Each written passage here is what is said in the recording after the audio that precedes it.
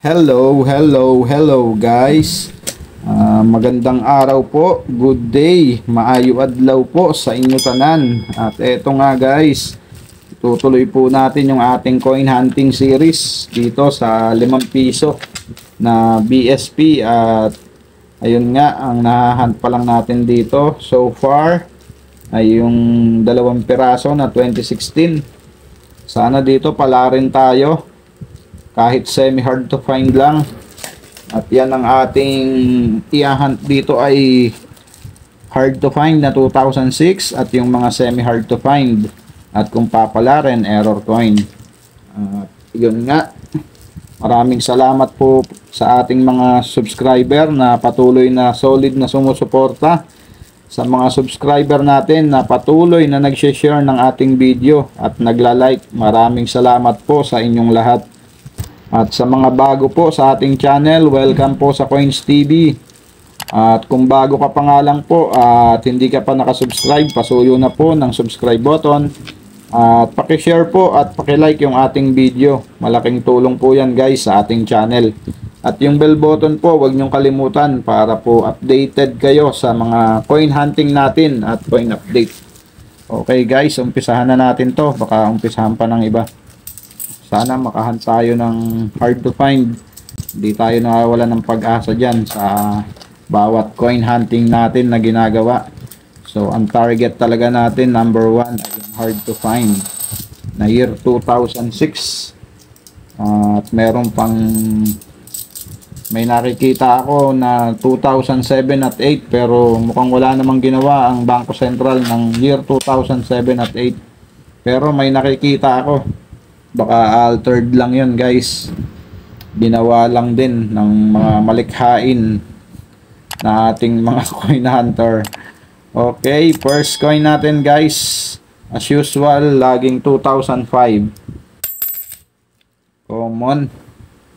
Next coin natin, year 2013 common, and another 2013 common, 1998. So wala na naman mint mark, kaya common lang din. Sayang hindi pa nilalagyan ng mint mark. Napakadalang din nung 1998 na yun na may mint mark. At next coin natin, 1995. So common lang din yan guys. Next coin, 2005 common. Next coin, 2012. And ayan, nakadali tayo guys, semi hard to find na 2017. At marami ring nag-aalok sa akin nito guys. So hindi ko po to binibili guys, napakarami ko na rin ito na 2017. Ito po ang pinaka-common na nakikita sa semi hard to find dito sa BSP. 10 piraso lang siguro mahigit meron na ako nito guys. At eto, nadagdag pa. Okay, di na masama, meron tayong semi hard to find na nakita. Okay, next coin natin, 2012 common. Next coin, 2009 common. And next coin, 2005. And another 2009. Next coin, 1996. So meron ding hinahanap dito guys sa 1996, yung walang mint mark. So ito po may mint mark, kaya common lang din to. Hard to find din yun. Tsaka yung 1998 na may mint mark. So dito po sa 1996 baligtad. Dapat po walang mint mark. Ito po ang mint mark, kaya nyo nasa ilalim ng balikat ni ano. Kapag ka ang 1996 nyo ay walang mint mark, so alam nyo na guys, i-keep nyo na. Dahil hinahanap din yan. Ito may mint mark, kaya common lang yan. Marami na rin tayong nakatabi niyan, puro may mint mark. Kaya wag na natin dagdagan. Okay, proceed na tayo dito guys. Next coin natin, 2013. So, common. Next coin, 1997. Common. And another one. Common. Next coin, 1997. Oh. May tama na naman. Halatang damage coin lang to. Napakalalim po dito. Tapos dito, lumusot to. Kung ito po sana ay malalim pero hindi tumagos dito yung bukol niya, flat pa rin. So, pwede pa nating matawag na error coin. So, ito sinadya to. Okay. Next coin. Another one, 1997. Okay, ang ating last coin guys sa ating first batch. Year 2005. Okay. Dito sa ating second batch, sana pala rin tayo ng error. Okay. At kung siswertihin ay yung hard to find 2005.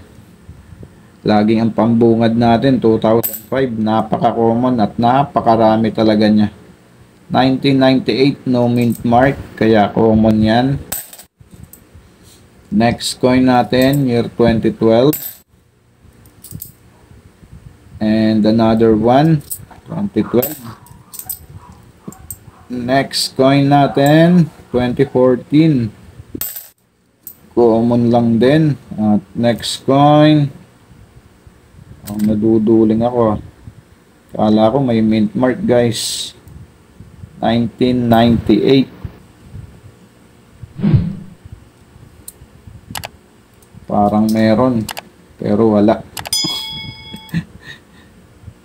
Okay, next coin, 1998, na walang mint mark. Pero may gas-gas na naman sa gawin doon, no? Okay, common. Di pa pinalad na may mint mark. So, common pa rin. Next coin, 2013. And next coin natin, 2014, common. Next coin, 2001, common. And ayan guys, 2016.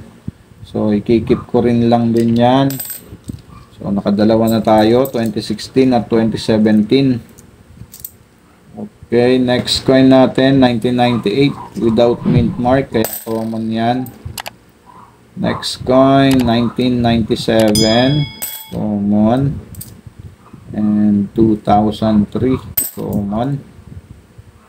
Next coin, 2015, common.